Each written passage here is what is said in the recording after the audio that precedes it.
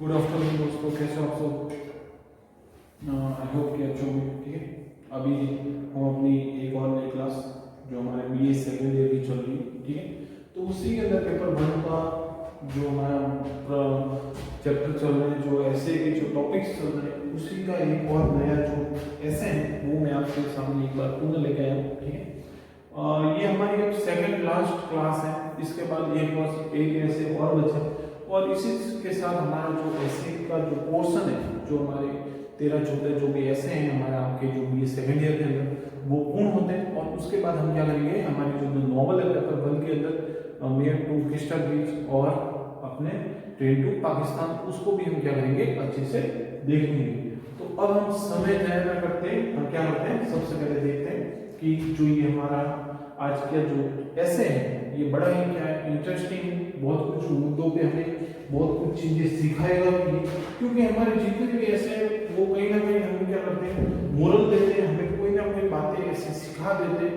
और खास करके उस समय जो हमारे अंग्रेजी जो लेखक थे इंग्लिश लिटरेचर के अंदर, जो हम कह सकते हैं कि जो राइटर थे, वो इन्हीं मुद्दों के ऊपर कहीं ना कहीं लोगों का क्या करते थे, ये कह सकते हैं ना, एक सेल्फ कॉन्फिडेंस बढ़ाने का काम करते थे। तो वही चीज अब हम यहाँ पे देखेंगे, और आपका क्या बढ़ेगा, सेल्फ कॉन्फिडेंस। सबसे पहले देखते हैं कि ये जो हमारा टॉपिक है वो कौन सा है, BA पार्ट 2, ठीक है, पेपर 1 का जो क्या कौन सा पोर्शन है, ऐसे है।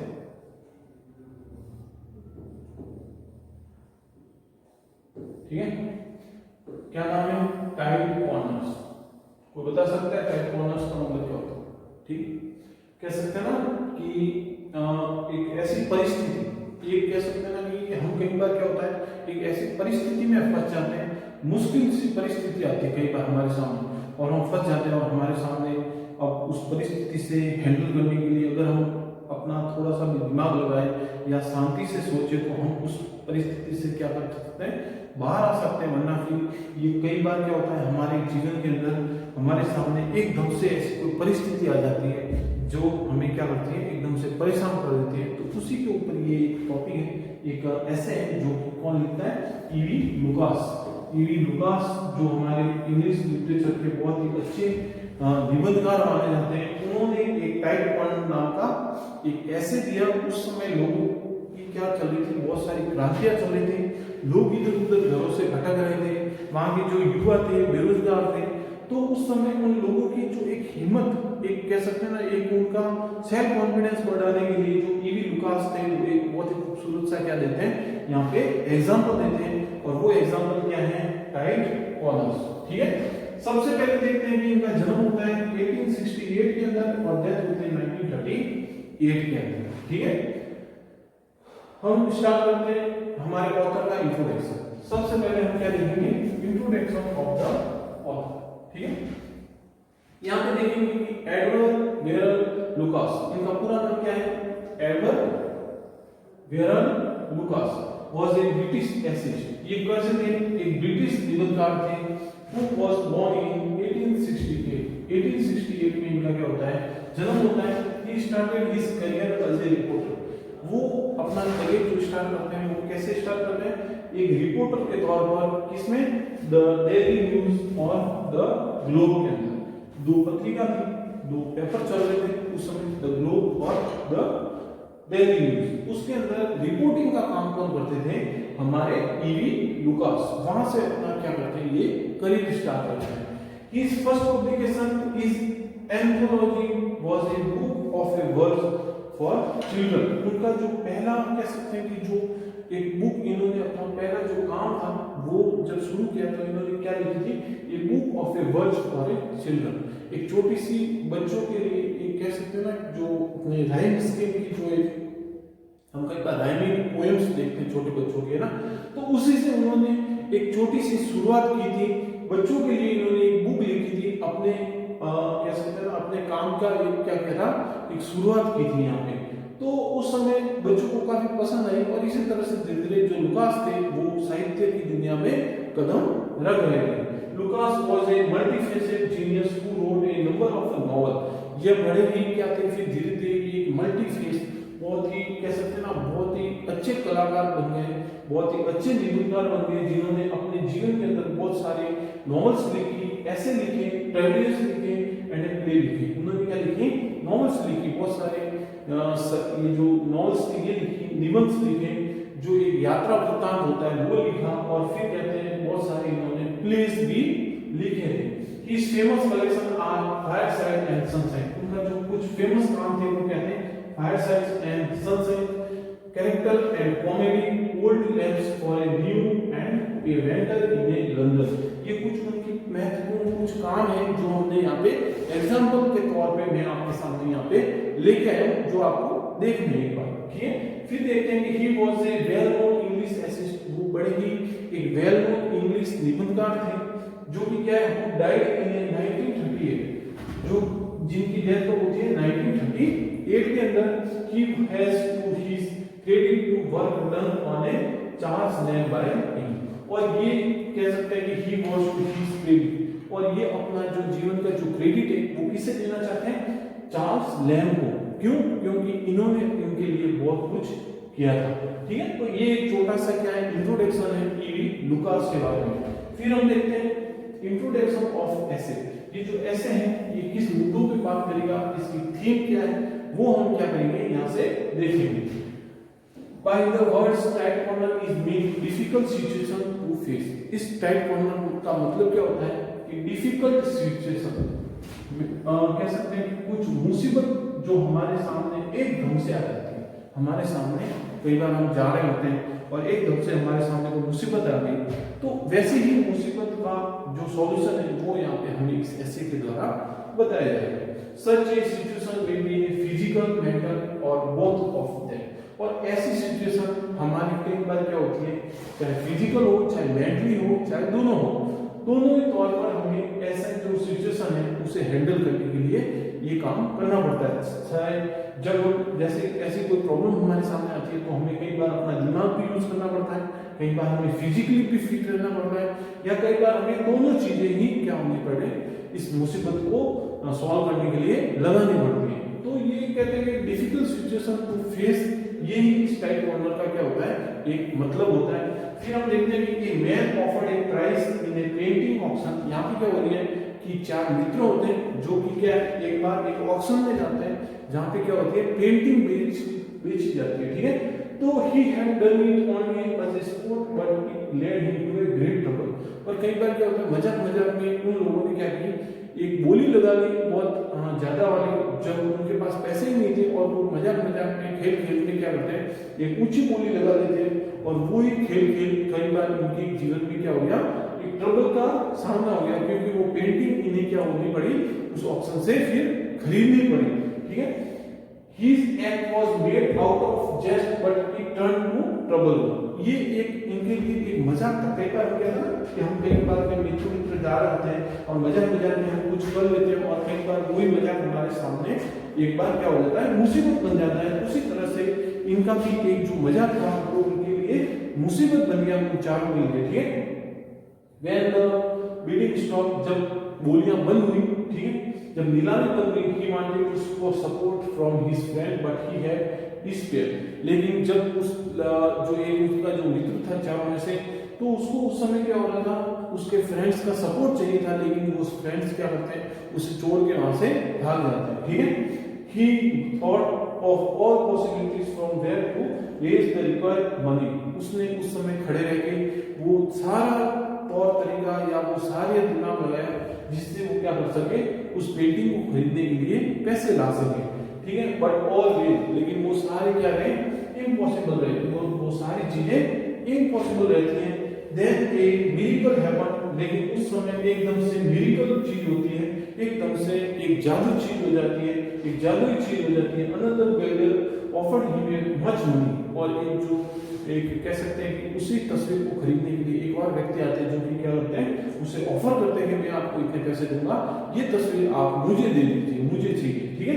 तो वो उसे उस जैसे कह सकते हैं कि 1000 रुपए में कोई दे रहा है, तो वो उसे 1100 रुपए दे रहा है कि आप 1100 रुपए ले लीजिए, ये मेरे को दे दीजिए, ये मेरे लिए बहुत ही स्पेशल है, ठीक है।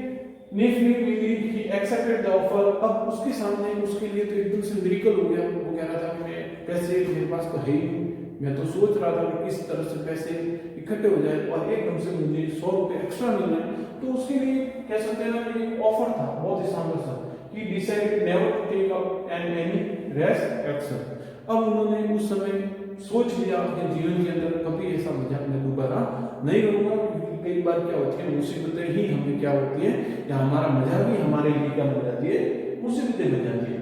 तो अब हम देखेंगे आउटलाइन ऑफ ए ऐसे, इस ऐसे के अंदर क्या मुख्य मुद्दे हैं, क्या बात थी, क्या चीज थी, क्या स्टोरी है, वो सारी चीज हम यहाँ पे देखेंगे। फिर हम देखें कि analyse the main point of the story type corner bye Lucas. यहाँ पे हमें क्या करना है, एक एनालाइज करना है, ठीक है। The present essay type corner was written by Edward Verrall Lucas who was a multifaceted genius. ये जो ऐसे है मल्टीफेस मल्टी टैलेंटेड व्यक्ति ईवी लुकास के द्वारा लिखा गया है। He wrote in a various journal in English. उन्होंने अपने जीवन के अंदर बहुत सारे टॉपिक्स के ऊपर, बहुत सारे ऑब्जेक्ट्स के ऊपर, बहुत सारे एलिमेंट्स के ऊपर अंग्रेजी साहित्य के अंदर उन्होंने अलग अलग काम किए हैं। फिर हम देखते हैं कि the title mean difficult situation which could be A physically और मेंटल। ये कहते हैं कि कई बार इसका जो टाइटल है, जो टाइप कॉर्नर, उसका मतलब ये है कि कई बार डिफिकल्ट सिचुएशन हमारे सामने आती है, चाहे वो मेंटली आए चाहे फिजिकली आए, लेकिन आ जाती है। Physically one related to body, mental one is to name और फेम। कई बार क्या होती है कि जो फिजिकली है वो कई बार हमारे लिए बॉडी से रिलेटेड कोई परेशानी आ जाती है, और जो मेंटली है वो कई बार हमारे नेम और हमारे सम्मान के तौर पर भी क्या होती है, हमारे सामने वो मुसीबत आ जाती है। The story begin with A continue talk on the difficulty.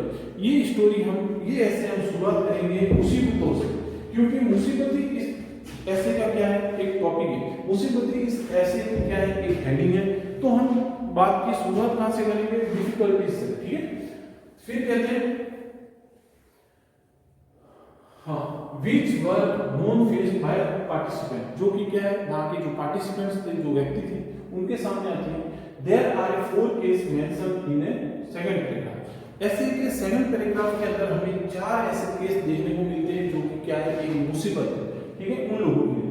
Which are a main Brittany faced a time।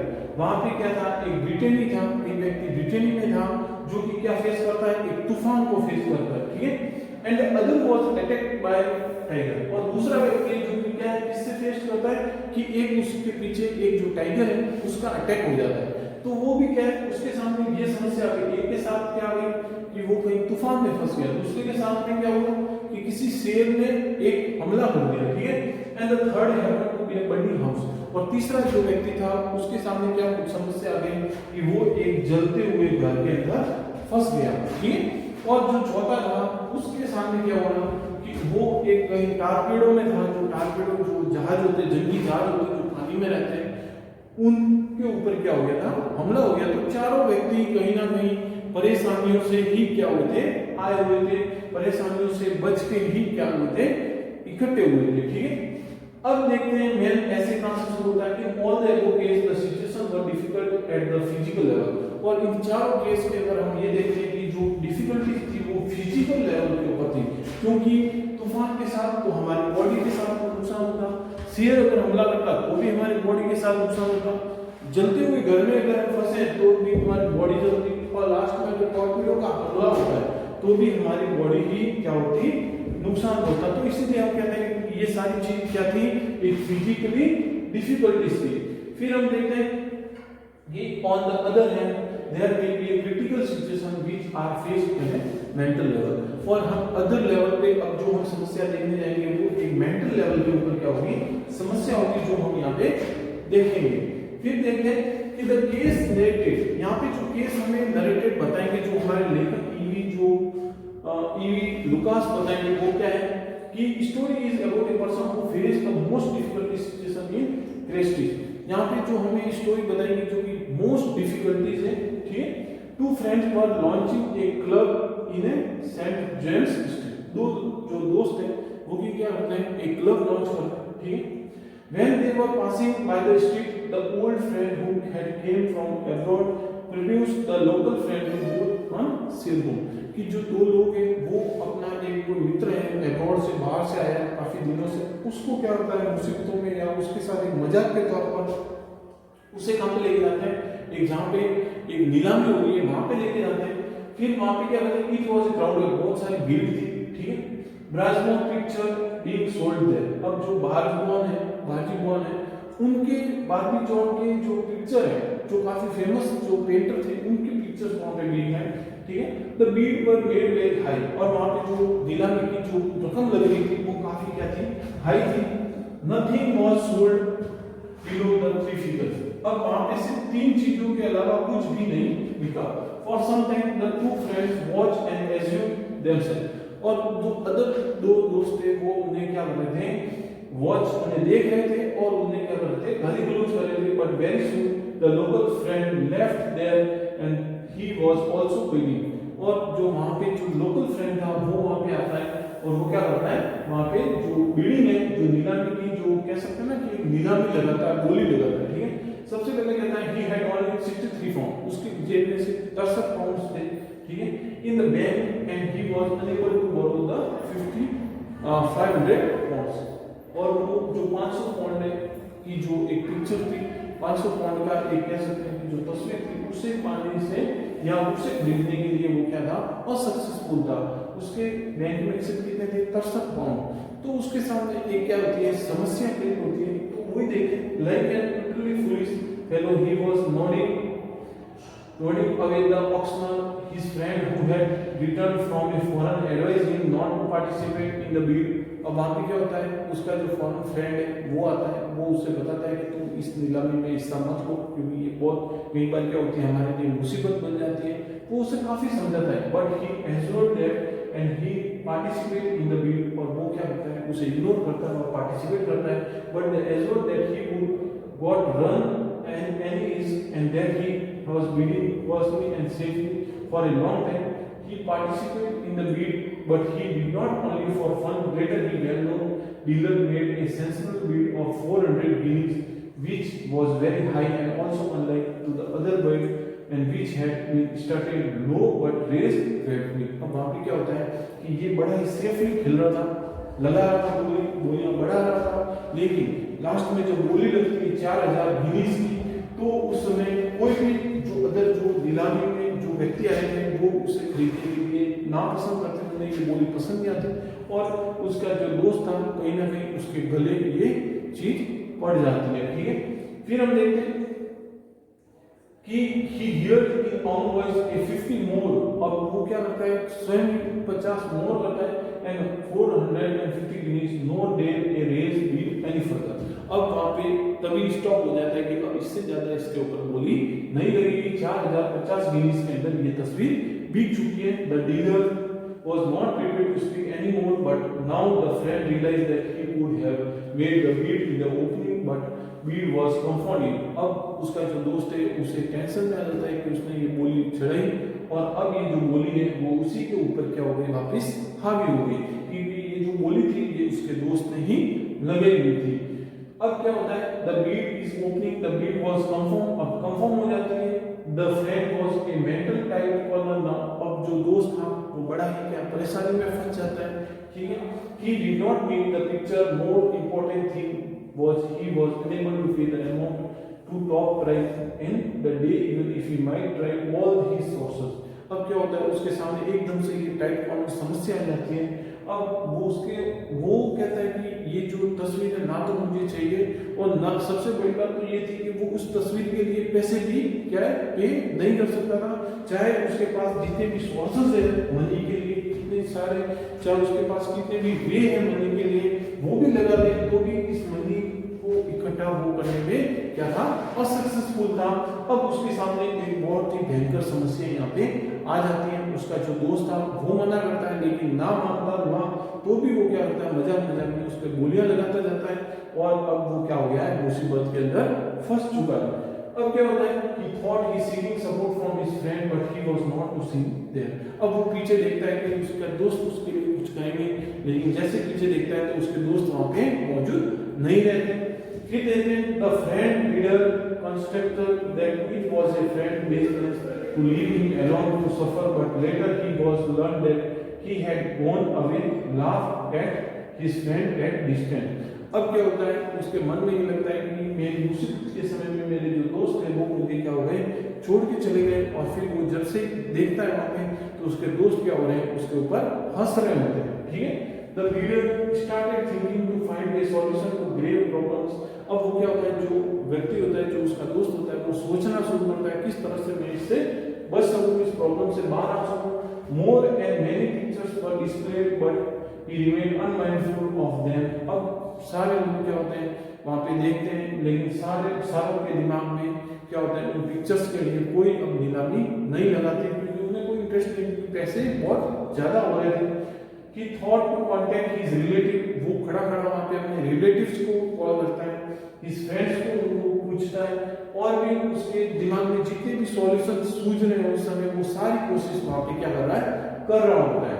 अब क्या होता है, but he considered it is rather impossible to process any then guessed about the possibility of a confessing his poverty before one of Christ's staff. He put up the picture again. The problem was he had participated in the auction of many other pictures earlier. What could be done about that? It was difficult for him to justify the mistake. Now it was his chance for payment. अब क्या होता है, धीरे धीरे एक एक करके जितनी भी नीलामियां हुई थी सारे लोग वहां पे जाके पेमेंट कर रहे थे और अपने अपने पिक्चर्स को खरीद रहे थे। अब क्या हो रही थी, उसकी बारी आ चुकी थी कि वो भी क्या करें, उस ऑक्शन की सबसे महंगी बोली की पेमेंट करके ये जो सबसे खूबसूरत या सबसे महंगा जो पिक्चर था वो क्या करें, ले। अब उनकी बारी आ चुकी थी, वो पूरी तरह टेंशन था, ना तो उसके पास पैसे थे, उसके अकाउंट के अंदर भी सिर्फ 63 पाउंड थे और अब उसे 500 पाउंड की जरूरत थी। अब क्या करें, उसके सामने कुछ नहीं सूझ रहा था, वो वहां पे खड़ा था, स्तब्ध रह चुका था। उसने अपने सारे सोर्सेस को क्या किया, वहां पे ट्राई कर लिया था, लेकिन कहीं से भी पेमेंट का अरेंजमेंट नहीं हो रहा था। He kept aloof from a crowd. अब उसको एक क्राउड में से एक आवाज आती है। His friend repaired but lost himself from seeing. He said, "I have never felt such a fool," and had told her it. अब वहां से जो लोग हैं वहां से कोई कमेंट कर रहे हैं कि मैंने अपने जीवन के अंदर ऐसा कोई भी पागल नहीं देखा जो इस तस्वीर के लिए इतने सारे पैसे खर्च करे। तो उसको शर्म भी आ रही है कि उसके ऊपर क्या हुआ है, ऐसे कमेंट आ रहे हैं। Then it was a hectic climax. Someone unexpectedly approached him to confirm if he has the person who had bought the Dalmi picture. अब वहां से एक व्यक्ति आता है जो उसे पूछता है कि क्या तुम वही व्यक्ति हो जिसने ये डॉगनी का पिक्चर खरीदा है। The person was a dealer agent who informed the master behalf that he would pay for the picture and some extra money would be also paid the profit to him. अब वो व्यक्ति था जो जिसका कह सकते हैं कि जो मालिक था उसका एक क्या था, एजेंट था, जो कि क्या उस तस्वीर को खरीदने के लिए आया था। और उसके मालिक ने ये कहा था कि तुम उस तस्वीर को किसी भी हाल में लेके आओ, चाहे उस जिसने भी खरीदा है उसको एक्स्ट्रा प्रॉफिट की जो पैसे हैं वो भी दे देना, और उसे किसी भी हाल में ये तस्वीर आपको लेके आना है। ये बात आके किसको बोलते हैं, उस आदमी को बोलता है जिसने ये तस्वीर खरीदी होती है, उस दोस्त को बोलते हैं। अब उसके सामने एकदम से क्या हो गया, चमत्कार हो गया। The bidder demands 100 guineas and he demand was fulfilled. अब वो क्या होता है, उससे 100 जो कहते हैं कि ये जो मनी है ये तो मैं दे दूंगा, उसके अलावा उसके ऊपर जो प्रॉफिट है वो 100 गिनीज वो डिमांड करता है, और जो आगे वाला जो एजेंट है वो इसे देने के लिए तैयार हो जाता है। The bidders found his friend laughing, but when he came to know the bidder's friends making profit out of the sad situation, the other friend became serious and he remained him that only he had brought him to Christie. अब जब वो 100 जो profit के money लेके बाहर आता है तो उसके दोस्त उस पर हंस रहे होते हैं, लेकिन जब आके ये बात बताता है कि वो तो 100 रुपए और उल्टा कमा के आए थे, तो उसके दोस्त क्या हो जाते हैं, सीरियस हो जाते हैं, और वो कहते हैं कि कई बार क्या होता है कि जो प्रॉब्लम्स हैं वो उसके लिए क्या हो गई, फायदेमंद साबित हो चुकी है। The first friend acknowledged him and said whether he was not grow wise after the experience. अब कहते हैं कि आगे से उसका एक जो दोस्त होता है वो ये कहता है कि तुम किसी भी तरह से इस सिचुएशन से कुछ बातें सीखना, कि कई बार क्या होता है जो मजाक होता है वो हम पे ही क्या होता है भारी पड़ जाता है, इसलिए आगे से कभी ऐसी चीज मत करना। इससे हमें क्या है कुछ सीखना चाहिए इस एक्सपीरियंस से। In this way the story and happy note, इसी तरह से ये जो स्टोरी है खुशी खुशी क्या होती है, समाप्त होती है। एरेजिंग आउट ऑफ डिफिकल्ट सिचुएशन, किस तरह से ये व्यक्ति एक डिफिकल्ट सिचुएशन से बाहर आता है। The dialogue in the story express in a natural manner, इसके अंदर जितनी भी बातचीत है वो एक आम भाषा के अंदर हुई है। The agent opening speech is also a fine example of EV Lucas, जो एजेंट का जो एक कह सकते हैं कि ओपनिंग स्पीच है, जो वो भी क्या है एक फाइन भाषा के अंदर है। स्टोरी टेलिंग एक सच्ची कहानी की तरह चल रही है पूरी बात। The projections of a story is made well from awful and wild situation to delightful experience, और इस पूरी स्टोरी से हमें ये पता चलता है कि किस तरह से एक कह सकते हैं ना एक बहुत ही खतरनाक जो एक्सपीरियंस होता है वो हमें भी सिखाया जाता है कि हम कई बार क्या होते हैं दोस्तों सब साथ में होते हैं तो हम कुछ ऐसा मजाकिया काम कर लेते हैं जिससे क्या होता है बाद में हमें बहुत ज्यादा पछतावा होता है। तो इस वजह से हम कहते हैं ना कि कई बार हमें ऐसी सिचुएशन से बड़ा ही ध्यान रखना चाहिए कि कई बार ये मुसीबतें हम खुद ही क्या लेते हैं अपने अनुसार मोल ले लेते हैं, तो हमें ऐसी चीज नहीं करनी चाहिए। मेंटली और जो फिजिकली है दोनों तरह से हमें दिमाग लगाना है, सोचना है, अच्छे से काम करना होता है। ठीक है, अब क्या है इंपॉर्टेंट क्वेश्चन, महत्वपूर्ण प्रश्न है क्या है, so how the mental attack corners Lucas story prove more dangerous than the physical one, कि इस लुकास की जो ये स्टोरी है टाइप कॉर्नर, इसमें किस तरह से ये प्रूव करते हैं कि कोई डेंजरस जो सिचुएशन है वो कई बार क्या होती है फिजिकली वन, या किसी कई बार क्या होती है जो फिजिकली जो सिचुएशन आती है उससे भी क्या होती है मेंटली सिचुएशन बहुत डेंजर हमारे सामने आ जाती है। तो उसके बारे में ही आपको एक छोटा सा जो हमारा ऐसे टाइप का क्वेश्चन है वो यहाँ पे लिखना है। आप अपना एक्सपीरियंस भी यहाँ पे दे सकते हो कि किस तरह से आपके सामने भी कभी ऐसी परेशानी आई है और आपने किस तरह से उन चीजों का सामना किया और उन चीजों से बाहर आए। तो ये ऐसी चीजें कई बार हमें लाइफ में भी सिखाती है कि कई बार हम क्या करते हैं, हम आराम से जब हमारे सामने समस्या आती है तो धैर्य से हमको क्या करना है उसका सॉल्यूशन करना है, और कहीं ना कहीं उसका सॉल्यूशन भी उस समस्या के साथ ही क्या होता है हमारे सामने आता है। तो ये एक अच्छा सा ऐसे था लुकास का जो कि हमने देखा। ठीक, अब हम चलेंगे हमारे नेक्स्ट ऐसे इस तरफ जो कि क्या है हमारा लास्ट ऐसे हमारे इस टॉपिक का, हमारे इस सेकेंड ईयर का, हमारे इस पोर्शन का। उसके बाद हम क्या करेंगे नॉर्मल करेंगे। तब तक के लिए थैंक यू, मैं मिलता हूँ एक और नई क्लास के साथ। ठीक है।